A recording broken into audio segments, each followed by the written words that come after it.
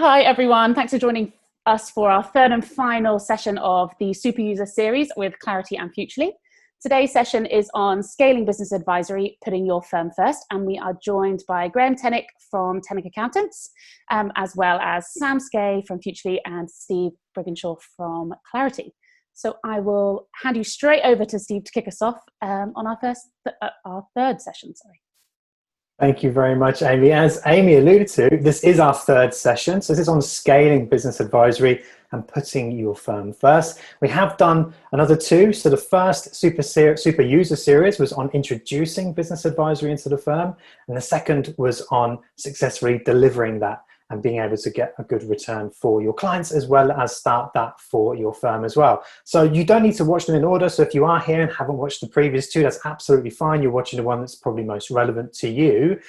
But do go back and watch the other SuperUser series, because the comments we've had have been fantastic, saying that there's lots and lots of golden nuggets all the way through those episodes. So do go back and watch those as well. But you're here today. Thank you very much for joining us. As Amy said, we've got Graham here. Graham, I know that you have a very interesting view, a very interesting take on the current position of the profession. I think this is probably a really good place to kick things off for the session today. Could you please share that with us? Yeah, well, first of all, many thanks for having us, and thank you very much for the kind introductions. And I'm going to be quite honest and brutal with regard to a lot of the things I'm going to say there today, because I think there's a lot of fluffiness out there. But as a profession, I think we've had a bit of a reality check and a bit of a shake-up. First of all, as accountants, we are typically trained to be massively ethical and look after the needs of our clients and put ourselves last, and have largely been compliance driven. So we've always led our clients to believe that the priority is getting things in on time, getting things right. And our success is often dictated and driven by the tax savings we generate for clients. And that has massively restricted the service offering we provide to clients. And as accountants first and business owners second, meant we've done similar things within our own businesses. So particularly in the current challenges we're facing in the current climate, and I certainly feel that is the Amazon climate, whereby everybody wants more for less quicker, we really need to grasp that very, very quickly. Because we need to be educating our clients and ourselves to recognise that compliance alone is no longer enough. And with the functionalities around us and the replication of certain things like Amazon do, technology enables us to do so much more, and we're trained to do so much more, and clients need so much more. So why not go ahead and do it? Yeah, absolutely. And I think it's a really interesting time. You know, we were speaking with Paul Dunn recently, and he was saying that there's never been a time like this right now in terms of how everything's coming together. But not only do the clients want this and they're being more vocal in terms of the support and help that they want, but the accountants are having to change their business model and focus on delivering those additional services over and above compliance. So it is a very interesting time for us to be in, but a great opportunity as well to be able to not just leverage things and deliver what the clients want, but actually build a better firm, a more profitable firm, and lead into a happier life as well. Yeah. And I think building on that as well, it's a mentality change for us as accountants in terms of the language used as well, because for us, you'd almost kind of think the term cash would resonate with everybody, but actually it can often make it switch off. So with that in mind, when you take that and say, look, would you like to do a cash flow forecast? Well, people just, as much as cash is important, it's not really kind of got any great emotion to it. Whereas if instead, as say, it's actually kind of focused on, look, if we manage your cash flow better, that will help preserve your house and preserve your family and preserve your long-term wealth and allow you to achieve this, that, and the other. That's got more meaning to it. So when you start thinking and just going a little bit deeper into businesses, you don't have to go far before there's significantly greater value added. It's a bit of a reality kick in, I guess, the language of that. Yeah, definitely. And what's really interesting is you're talking there about people rather than the numbers themselves, because yes, as accountants, we're skilled at numbers and we can interpret numbers and help their business owners make better decisions using their numbers. But we're not just focusing just on that, because that feels very much transactional, I think, and that's how compliance has always been. Certainly, I'm sure you agree. Certainly that's how I've perceived it in the past. So now we're looking at it about more relationship, more about the people. Would you agree that that's where the emotion element comes in? So it's more people focused now. Yeah, definitely. I mean, it's. I mean, I love the psychology side of things within business. Now, I've read any number of books, and I need to read significantly a lot more books in terms of that. But this is where, when you get to the emotion side of things, you understand the logic, and you bring the language together. And one of the main things within the profession, again, we're often associated with jargon. And I think the profession's made massive strides over the past 5-10 years to get away from that. So we're not necessarily just focused on jargon, but even just going to kind of more simpler terms. Like, I wouldn't, particularly over the past 6 to 12 months, have previously thought cash was jargon. I would have thought it's a common language for which we both relate, both myself as an accountant and a client, and both be on the same wavelength in terms of the importance and the need to focus upon that. But you've got to go a step further than that. You've got to really walk in your client's shoes with them and go a little bit further. But I think also, given the disparity there between where the profession is and where business owners are, there needs to be a degree of patience, a degree of education, and a degree of, I use the term being agile. I think it's one of the massive things we've certainly in our business there now to move, because I think that one way which works well for one business won't necessarily work well for another. And there's no quick wins, and that's why, again, for the purpose of this there today, I'm going to share the things I've made mistakes on as well. So hopefully people can learn from those and recognise that there's no quick win, no one way that suits all. But I think learning with that and speaking and liaising with your clients and understand where they are at and understand their emotions will get you all where you need to be a lot quicker. Yeah, absolutely. And it's that mindset shift, isn't it, you're referring to, really, in terms of being able to do that.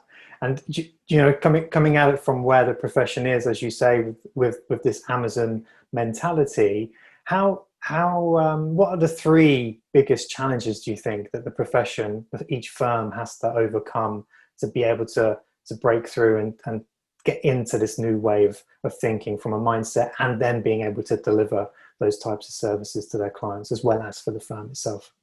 Well, just before I mention the 3, the first thing I would also say with accountants, the mindset flip needs to be made for themselves first. And I'm going to come on that a little bit later, but it has to start with them first to engage with it before they can start even beginning to expect their clients to. Once they engage with the change mindset, it's so much simpler, but still challenging.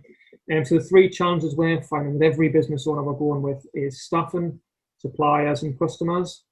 So with that in mind, people need to realise with staff have different expectations there now, and there's several different generations. I mean, I had a phone call with a member of the team there earlier this morning, and I had to laugh when I said, yeah, I remember when the internet didn't exist and when you had dial-up, and she just laughed and says, I don't. But with people have different needs, desires, and there is this generic, you go back to the Amazon idea, people want more for less quicker. With suppliers are reducing or being a lot more on top of the credit terms. So say those credit terms can move very, very quickly. Delivery timescales, again, we're now in a global, we've always been in a global economy, but much more local businesses are now competing globally. So suppliers are moving their prices more, reducing or moving credit terms, and this, again, pricing-wise can fluctuate quite considerably because of global movements and changes. Then obviously you've got your customers. Customer demand can grow or drop like anything. Pricing, again, a similar sort of thing. And customers, naturally, you've got to have a look there now. Say from a debt perspective, people are a lot more open-minded about debt, so customers are wanting extended credit periods, which creates so many different challenges from both ends of the spectrum, from getting the work done with your team, to sourcing the materials if it's a product-based business, to actually getting work out the door. And with these challenges there, which mean, or even the local businesses now impacted by international things, often indirectly, but there is still an impact, makes it even more important to take such a closer and deeper dive into businesses from an accountancy perspective to support them and acknowledge that, and obviously be agile to try and protect them against it. Absolutely. I mean, I completely agree with what you're saying, and it's great that you're having such a candid approach to it. One more question around mindset, I think, Graham, which might be enlightening, and it may encroach on what you want to say later. But you talked about you having to change your mindset, so the accounting owner, the partners having to change their mindset first. How were you able to do that? Because, you know, it sounds easy on paper, but easy to say. How do you actually do that? How did you do that, more importantly? Well, there was 2 instances which I can share where the light bulb moment came for me. And the first thing was, being an accountant, I'm tight. I hate spending money, like most accountants are. That's the honest truth of it. So I self-financed everything in my business up until about 3.5 years ago. And I felt really proud of that. I had no debts, no credit cards, nothing. The only debt we had was the mortgage on the building we were in. And that was it. But then I went away on holiday. I went away skiing. And I just thought, you know what it is? We'll just keep working harder and harder and harder. At this point, we didn't even have the seat bank or a fully cloud-based accounting system either. But we're just working harder and harder and harder. And I thought, this cannot go on. I feel as if anything, the profits are just dropping and dropping and dropping. And I'm working harder and harder. What do I do to really bridge that gap? So then I came back, and the first thing I thought was, right, I need to take on some debt, and I need to make one more of a futuristic firm. So that was the first light bulb moment to start us on that journey. The second one is where I then thought, right, I'm going to go on this journey. I've got the bank overdraft. I started tweaking about and playing around with different resources. I then got what the term I use, and a few people have heard us say this in other calls, I got software drunk. I went to XeroCon, got the Xero bug, and I still love Xero, but I just went and I just fell into several bits of software, and I just bought them. I bought them in bulk, but weren't ready. The foundations weren't really there in terms of it, and it just wasn't quite working. And again, you go through the Xero training and mention about the champions and this, that, and again, I will refer back to this a little bit later. But again, this light bulb moment just came on in my head, just like, look, we're trying to do far too much, far too soon. And what you're doing is you're maybe moving all of these different bits of software along, like maybe 5%, but your clients aren't getting it. You're just missing that magic ingredient to align your way of thought, but you also need to just focus. And that was the bit where clarity came into our lives, and it was just a case of, right, this can give us a bit of a glue and a bit of a bridging point to not just our firm, which was where we started, but then a bigger piece as well. And that's what allows us to drive more value out of all those other bits of software we've been dipping around the edges with. Because the very first bit of software I actually got, aside from Seatback and Xero, was actually Futurely. So aside from those two, that's a bit of software I've been using the longest. But clarity coming in as well just really helped we'll glue it all together. And that was the second mind switch for me. It was a case of, right, it's still not quite working, but this will allow us to align the languages a little bit more and just help us drive that forward. Because we've done stuff with Futurely and we've made progress with it. But now I was starting to get closer and aligned with liaison with clients. I mean, it's amazing. Thank you again. Thank you so much for being candid and sharing, because I think it will resonate a lot with people watching. Certainly being in a similar situation. Certainly I have heard that as well with other firms. So thank you for sharing, being candid, Graham. Before we delve deeper into some of the meatier subjects, and you going into a little bit more detail about how you're using Clarity and Futurely to really scale business advisory within your firm, but why don't you give us your perspective on what business advisory, I mean, a short, snappy answer, if you can give one, in terms of what, if possible, it's a nebulous term. Everybody has their own version of events in terms of what it actually means. We have our own, and we've created the 5 levels of business advisory to be able to help demystify and explain it in a little bit better terms. But to you and your firm, what does business advisory actually mean? Well, it's funny you should ask that, because it's on the homepage of our website, and it's what our motto is as an accountancy firm. We as a firm are about helping clients build legacies that they themselves, their team, the friends and families thereof could be proud of. That, for me, is what business advisory is about, helping clients build sustainable legacies. You couldn't have said it any better. That's amazing. And that's so impact making as well on all levels. And that wasn't pre-rehearsed, by the way. That wasn't even a warning question beforehand. People listening, that was on the spot. You just threw that in. Yeah. Well done, Graham. I love that. I think it's fantastic, and to me, that gets to the heart of what it really is all about. And that comes exactly back to what we were talking about earlier with the relationship with the client, and really getting under the skin of the business and helping them to build that legacy so that it lasts a lifetime and makes the impact that they want it to make. Fantastic. So now we know what your view of business advisory is. If we take a step back a little while and go to a time when you didn't have Clarity and Futurely, what did delivering business advisory actually look like? Badly.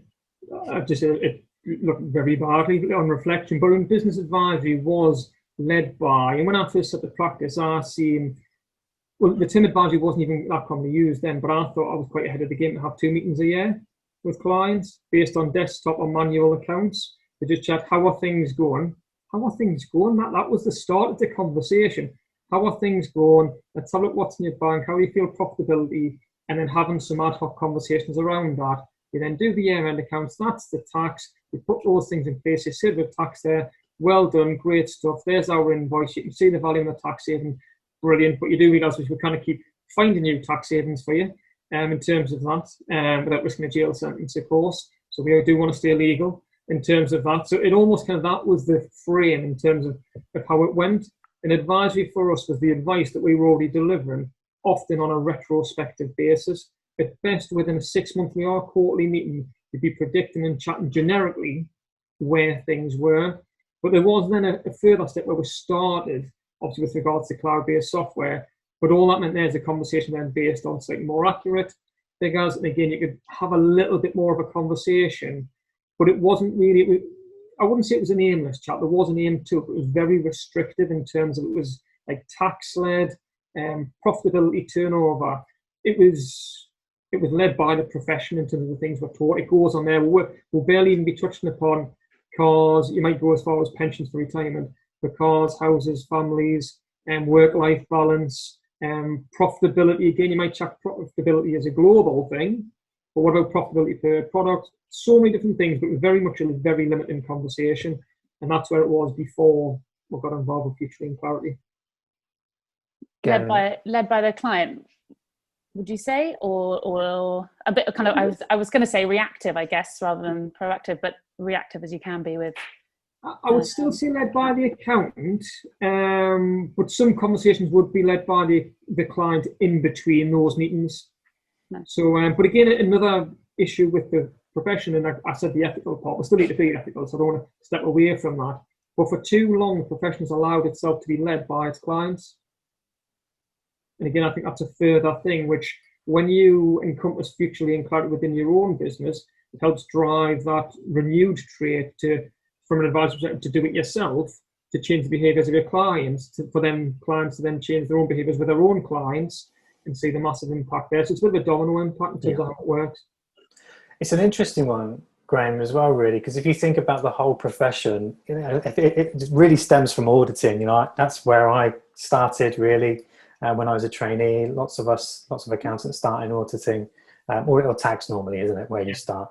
And the interesting thing about audit, and it's the same about the accounts prep process and the tax prep process, is that you look at what happened last year and copy the work that was done, because you do what was done last year. That's just the mentality. That's just the way we do things in accounting. So you think about it if you're a compliance accountant, you're always looking backwards anyway, because you're looking at data that is old. It could be 9 months, could be 3 months. It doesn't matter. You're looking historically, but then with the workflow itself, you're looking historically as well. So we have reactive, backward-looking traditions, if you like, within the profession. So I can understand why it is a hard nut to crack. It's slow for the profession to change and move forward, and it is happening, obviously at small scales. We're not quite there yet to the masses. So it is really interesting that you say that. So I think with what you're saying, a lot of people will resonate and be really interested in your journey in terms of where you've come from to where you are now. So with that in mind, so we looked at what was happening before Clarity and Futurely. How are Clarity and Futurely working well together for you and the firm? Well, the first thing, so we'll start with Futurely. What Futurely did for me, it was like the bright lights of Vegas, but in the accountancy world, by way of charts and forecasts. And I was seeing that and I just fell in love. The way of referring to it, I've heard it called sexy before, which is always an interesting one. Well, I didn't know what time this is getting broadcast at, so I wasn't sure what I could really say. Post 8 p.m. You're fine. All right, okay, yeah, we'll go sexy. I'll stick with that then, Sam. But it very much took it to a visual sort of level, and it goes back to the emotional side of things. So when I first seen Futurely, I thought, wow, this takes something beyond a profit and loss account, a balance sheet, which again, an accountant would kind of say, a client would come in and think, I'm doing this because I've got to do it, rather than because I want to pay for you doing it. But when you started having even just, like I say, a line with a colour on it, it's like, oh, that looks quite pretty. But then what really sold it for me for the Futurely side of things was the reporting aspect of it. When you had that report there, it was a case, it is. this is actually bringing the timelines and flipping them a little bit. Let's take this a step forward, and then let's put this in a way whereby I can have a look what the future may look like, what may happen if that were to drop down, this, that, and I'll talk to some of the other features we use it a little bit further on. But it allowed me to have a conversation. I thought this is going to be really appealing to clients, and clients are just going to get it. But I did make a big mistake at the start because I thought clients were going to get it quicker than what they did get it. I thought, wow, this is a sorted, this is advisory, nailed, boom, done. Goes in place, it's going to be done. And then I just started realizing, as I've noticed recently, clients aren't ready to make that leap of faith when they've for so long been settled on a compliance-led thing, and nobody's software is going to just fix that immediately. It just doesn't work. But that was my first feeling. And then when I had a look at it, when I first looked at the future, I was like, wow, the functionalities are massive. And again, another mistake I made was I thought, this is going to take me forever to learn all of the features. And one of the other lessons I've learned for so long, and obviously Sam's my account manager now, and there was somebody else just prior to him, but what Future did very well with me, they said, literally, can I stop trying to master it all? The functionalities are massive because of the ability of the software. You don't have to do every single module and master it straight away, but I tried too hard to make it perfect before I fully released it. And that was my biggest downfall.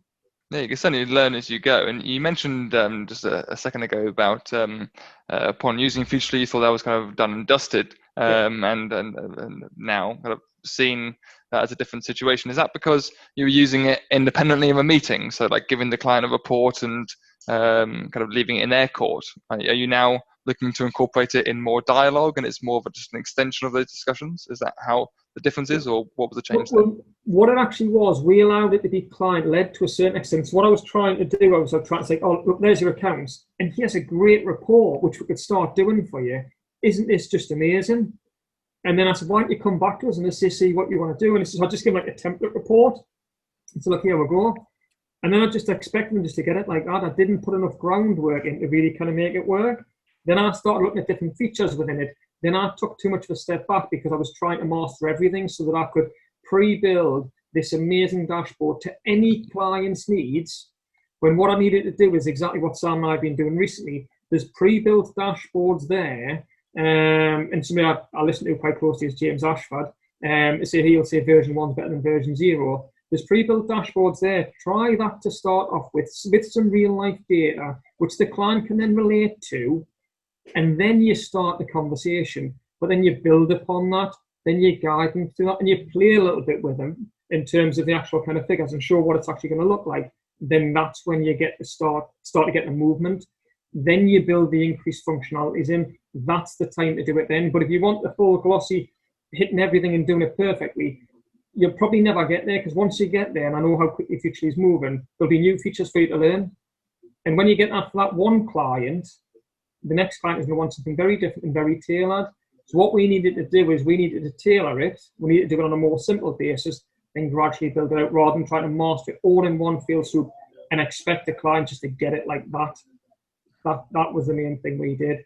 But you see, we expected and we gave the impression that we'll master the Futurely the day after I subscribe to it. I'm not a master today. I'm still learning a heck of a lot. Certainly getting there though. It's all good. Yeah, and it's coming back, I think, isn't it, to what the client wants. And Sam hit the nail on the head there, I think, is in terms of actually having a dialogue with the client on the information as well, just to really get that, make sure that they understand it. Because often clients are scared of accountants, which, you know, we think is strange, because we're just normal people like them. But because they see us having this ability with numbers, that they believe that they should have that understanding as well, and they feel maybe embarrassed or scared to actually ask questions because they don't want to look silly potentially in front of their accountant. So it's a strange relationship, really. So it definitely is an onus on us, you know, coming back to the thing that we're talking about, relationships, putting people first and being proactive, actually forward thinking and helping the client without them having to ask us for it, by explaining the numbers and making sure that they do understand it, and then asking them questions. Because that's the other sort of myth, Graham, would you say, is that people, certainly in the profession, believe, and maybe your team members as well, believe that they should know it all before they speak to a client. when you couldn't be any further from the truth, really. You know, we're there to ask the right questions because the client has all the answers. I mean, have you experienced that with your team? Yeah, again, I mean, back in my audit days, Steve, as well, from PwC, and when I was in small practice as well, we're led by materiality and almost that feeling that it must almost be perfect, or at least within materiality, for it to be acceptable. So with that in mind, you're seen to be the expert. You always feel like you should be the expert. You never want to get anything out the door unless everything's perfect before then. And this was again where clarity brought us another step ahead further forward, because it was a case of like, look, just have a look at exactly what the figures look like there now. And then to say that there can then be the driving tool to say, look, we can work around this. Because what we really need to be doing is focusing on specific areas. And again, clarity picked up on the faults, which I've been running for quite a while in my business, insofar as trying to get that perfect stage with everything. And then once you start doing it with clients, you start doing a similar thing for them. So you start looking at the 7 key measures, understanding what's going on and what you could achieve. So without mastering your marketing, your sales, your finance, everything all in one place, you don't have to. Just literally kind of pinpoint certain things. And particularly over the past 6 to 12 months, we focused on people, processes, technology, and data. By really drilling into those sort of side of things internally, it drives the efficiencies externally, fully in the knowledge of the fact it's not going to be perfect in terms of it. It'll probably be outside of materiality, certain bits, if you were to go on the audit terminology, in terms of being where you need it to be, because you maybe only get into some software pieces to say 20 or 30%. I mean, I'd certainly say we're future. I think we're probably close to 40 to 50% in terms of that, but there's additional features coming. But I'd like to think we're pretty comfortable with 40 to 50% of those features.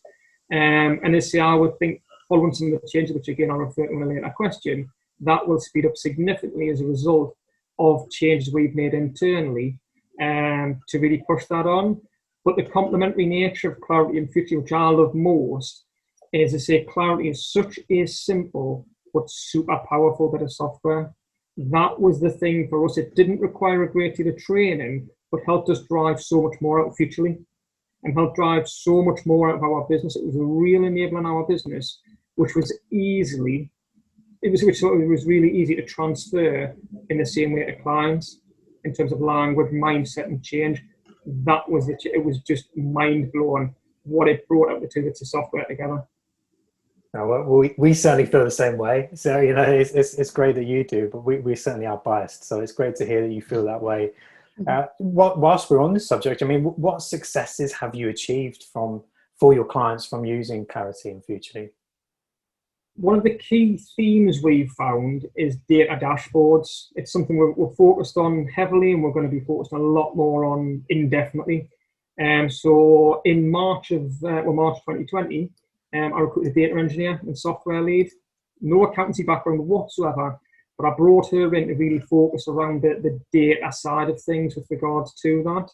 Now, by having done that, it allowed us to kind of look at the data dashboards of both bits of software. So principally, say one example in Future is the alerts, say with regards to Clarity, it's the portfolio view. So by having that, it allowed us to really drill into those clients where we felt as if we could add the most immediate value. So I start with Futurely. Some of the major successes we've had around that is the alerts features. Absolutely brilliant off the back. I've got any number of alerts there, including our own business. So we have got the alerts there. But some of the alerts, is say people have got KPIs and OKRs within their own business. I can get away with those acronyms on this call. The fact to say there's accountants listening. It's business, I'll be like, what the heck's one of them? But I say we've got those in our own business. Why not put them into a bit of software to help drive the management of them? So by having done that with Future, it's allowed us to drive attention and get, be it a warning or be it an alert or just something which is say we're kind of hitting targets. Let's focus our efforts on that. Even if it's just this month, let's focus our efforts on that to make a difference. So one of the main things we've found is cash flow wise, we've been, as say, with some of our most profitable businesses, is say they had fears with regards to cash flow, just with the challenging environment we've had over the past year, 2 years, etc. We thought, right, let's get in there straight away. So went straight in there, focused our attention, had a look from a forecasting perspective, what could happen if things dropped off, if things picked up, went and got the Sybil's or bounce back loan, depending on where they actually wanted to be. And those businesses, I'm proud to say, didn't in the end actually even need that additional financing because they actually changed their sales tactics a little bit to focus on different areas, one of which focused on the NHS, and the other one is say just like focused on the marketing tools themselves. and just made a couple of little tweaks. Now, one of the tweaks one of them made, I've mentioned the NHS, but the other tweak which the other one made was with regards to their sales. By just taking a closer look at their sales, they actually changed their sales process and realised the dates for which their customers were paying, changed that by a day, reduced what appeared to be a 60-day credit term down to 30. It was massive. Suppliers, they went from, I think it was a 0.5% discount to a 5% discount and a cashback from one of the suppliers. That same company has hit their 2019 turnover compared with 2020 turnover. This financial year, 4 months early, they hit the turnover target from the year before. Wow. It's amazing, but it's off the back of the alerts which drove us the attention, which Clarity helped to deliver in terms of that, to really make the difference. Now, how Clarity then fitted in is because we had the alerts which in terms of where the areas which we needed to focus on, Clarity then brought the accountability and the alignment of the language and the actions which were then to follow. So it was something I had looked and said, look, we could do this, we could move that, this would be the impact of this, that, and the other, and that's what it's actually going to be. So particularly more recently, one example, building on the examples I just said there before, we've had a look to year end and said, look, how would you feel if in the last 6, 8, 12 weeks, whatever that is, if we could take your figures to here, what would you feel like? Oh, that would be amazing. Well, rather than me to tip, how far can we take your figures? Well, I think that could take your figures to here, right? Let's test it further. How are you going to deliver on those figures? Oh, well, I could do this, that, and the other. Right, boom, let's do that. And again, it goes back to the emotion side of things, whereby there's no profit and loss balance sheet we're focused on here. There's no cash as such.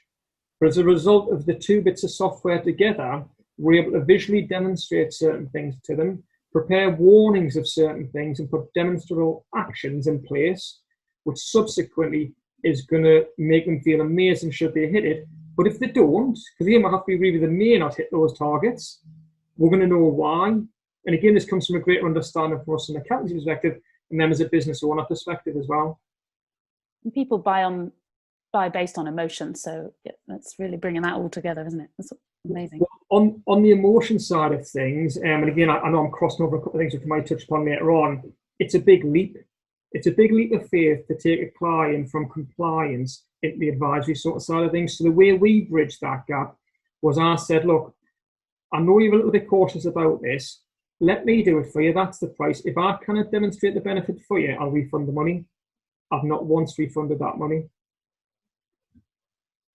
But I did start with my own business using the 2 bits of software. And that's one thing I wanted to bring to the attention as well in terms of scalability, because the important thing for this session in the SuperUser series is really about scaling it. And I know that you've talked about that before, and that's, would you say that is the first place you need to start? That's ground zero for scaling business advisory in an accounting firm. It has to be. Again, going back to mistakes, again, it goes against almost not the profession, but it's in the mindset of an accountant, being me, being a bit of a typo guy. You've got to pay for it before you get paid for it. And that was the thing with the software. I was expecting to buy the software and I was going to get a return pretty much imminently. It doesn't happen that way. You've got to study it. You've got to learn it. Some bits of software you'll get very quickly put in place. You'll get a return very, very quickly. Other bits you've really got to invest in. You've got to really work with it. And with Clarity, I know it's on one of my testimonials, I got about an extra £42,000 worth of income. I think it was within the trial period. It was amazing what I got with that. And it just brought everything home with regards to that. With the likes of Clarity and Future alongside us, I've been able to retain that income and grow that since then. But it started with me. I had to invest the time to make it work in my business so I could genuinely relate to the things I was guiding clients through. When I was doing that, the journey I've been through with clients, particularly over related to the last 12 months, they've always been maybe a step or two after me. Rather than a step or two ahead of me, it's based on real, like, I've been through this, I've seen this, I've done that, I can relate to this, I use that. I never pretend to be an expert in any of it, because I'm still learning throughout all of it. But I can say that I tried this, that didn't work, that didn't work, what about this, what about that? And then by doing that, so you get over the pay for it before you get paid for it, just accept that, but then start with you. And that there allows you to scale it. But in order to scale it, that's when you bring your team in. And again, I didn't bring my team in quick enough. that was something else, whereby again I was waiting for that perfect moment. And accountants are permanently flat out. We always say that, but we allow ourselves to be flat out. And I'm still a hypocrite in saying that, by the way, because I'm still trying to master that myself. But there's never a perfect time where you're going to have your 3 best members of staff sat there idle, where they've got a day on their hands just to go away and do this. You're going to have to create that time for them. But once you create that time for them, and you get the buy-in from them, that is how you scale, because you'll find your staff know your clients better than you know your clients. Yeah, time is something I hear a lot when I'm working with partners when they're looking to roll out services and really start to accelerate it as a big thing to go up against. And we talked about it before, that time is, I suppose, just a priority thing. What kind of changed, and how did you get around the big issue of time that a lot of people use when they're kind of discussing this topic? Well, a couple of creative things we do. We have SMART goals to start off with. So every person has an individual set of SMART goals for them personally. So we built them into the SMART goals. But that's been in place for a couple of years. But our biggest and most fundamental thing that won't be new to anybody that's listening to this is the champions. By assigning a champion, which is not the partner, please do not make it the partner, otherwise it becomes so much slower. And as a partner, I'll tell you from experience, by assigning champions to the software, it drives the change, because all of a sudden it's not just the business owner keep chatting at the team rather than to the team. When you assign a champion, that's when things really start rolling, because what you'll do is you'll get genuine, honest feedback. But again, make sure you're not picking yes men or women in terms of the champions where they're just going to support you. Get ones where they're going to actually challenge you, but they've got the capability to deliver on it and roll that out on a much larger scale. Because by doing that, other people around them will listen to that, and then it's a domino impact with regards to that. And again, there's a bigger piece around all of this. I mean, on the note of time, there's your client grade matrix, which again I've done with the Clarity guys recently, where you can start saying, look, these are the ones which are stealing all the time. Just get rid of them. Just get rid. Use Clarity in future to see what impact that's going to have on your cash flow. But then all you've got to do is replace them by a handful of clients and see what impact that has on your cash flow. So straight away you can see the difference on the figures, but appointing the champion was massive for me in terms of doing that. And like I say, I heard about the champion idea in the original Zero training, but I didn't implement it quick enough. I didn't just create that time, force the team to say, look, we'll have training days, but I didn't force them enough just to do it. Then give them the clients to work on it with, which again is another key thing. Don't just set aside a future or Clarity training day. Aside a future Clarity training day with designated clients to use the software, then make sure it's a recurring task for those people to keep mastering, to keep working on it. Otherwise, you'll have a training day on this, then nothing ever happens because other things take over. But yeah, getting a champion on board was massive for us with regards to it. But like you say, let's also be honest, in terms of getting rid of some of that dead wood, it will certainly help and it will motivate your team at the same time. But prove it yourself by using Clarity in future to see what the benefit of it is. The charity is the champion that you kind of appointed. Is that a person with a specific responsibility, or do you literally just say, there you go, crack on with advisory? What was the setup there, I suppose, with giving that person that responsibility? Well, we did an exercise called Myers-Briggs. There's several different exercises around this. There's DISC, and I think there's a few other ones to name as well. But we did Myers-Briggs, where you have a look at the personality traits in terms of people. So what I did is I had a look at the two bits of software and I thought, right, who in our team, based on seniority and skill set, would be best suited to draw out the most value from each bit of software. So I've got different champions for Futurely and Clarity. But the nice thing is, because they're interrelated, they actually kind of challenge one another rather than one person be on both. But by having that there, it just kind of complements it quite nicely in terms of skill sets. Like, right, okay, with the thing I love about Futurely is to say the deluge of functionality within it. But I couldn't just give that to somebody who's quite new to the cloud, because you're only going to get a small percentage of the value, which for some might be good, but I'm an ambitious little beat. I'll leave it at that. I want to be the master of Futurely. I want to be the master of every bit of software we use. And I'm impatient, which is, again, one of my Myers-Briggs traits, which I come to find out. So I picked the person that was best placed, both capacity and skill set, to drive the most efficient, the most value out of Futurely to drive that forward. Similarly with Clarity, I thought, right, who's the person that's got the business mindset and the ability to get that across to a client and the right sort of team to get a joined up way of thinking, talking and delivering. So that's how I did it. I love how you've got champions, S, focus on the S. And I know that you've mentioned before, so it's not just with software and data, Do you have champions and other roles that help then free up the time? Because we're talking about scalability and getting the team involved, and you leading from the front is an important thing. Having the champions there banging the drum helps too, but it's also about, we talked about time. And as Sam said, really an excuse of not having time is really not prioritizing those other things because something else is a priority right now. But you mentioned before about the different levels of champions that you have. So you've got one for data and software. What are the other two champions that you have? I think it'd be really useful to share, because I haven't seen any other firm have multiple champions. I've seen software champions, multiple software champions, but not multiple champions in different skill sets and different dynamics of the firm to then help alleviate that pressure from work and allow everyone to do their best work. Well, what I'm also sounding like a politician kind of saying this. I'm going to answer the question. I'm not going to kind of answer the question. With regard, I am going to answer it. But with regards to champions, again, the term I think can be misinterpreted a little bit. So yeah, we've got the software champions. We've got different software champions. But what we did a firm assessment. So we said, look, where are we most lacking in the firm, and where can we be brought up with regards to that? So there's certain things which we were struggling with in the firm, and just thought, yeah, that's something which is not the greatest at doing. Have we got this skill set within us here to drive that forward? So like I say, we have got a broad software champion that covers everything, but then we've got individual software champions for the pieces of software that we use. So we've got, last time I checked, 23 bits of software in our software stack. And that's probably going to grow even further. But we pick the traits and the skill sets of the people to drive those forward. But we started at the very beginning, before we got to that stage. We just had a blank paper. It was an Excel spreadsheet. And we just mapped out our process map. Let's say from literally the marketing side of things and the onboarding to the compliance to the growth side of things to like your full-blown advisory side. And then we listed all the software which was needed at each and every step of it.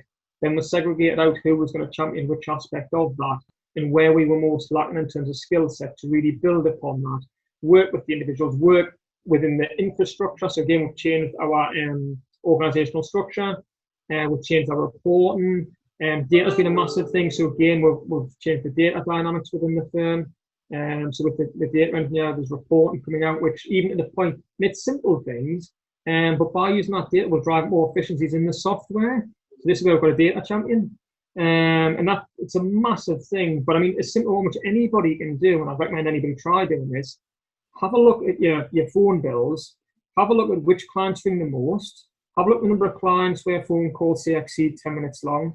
Have a look at the number of phone calls which are answered at the first point of call before having to be passed to more senior members of staff.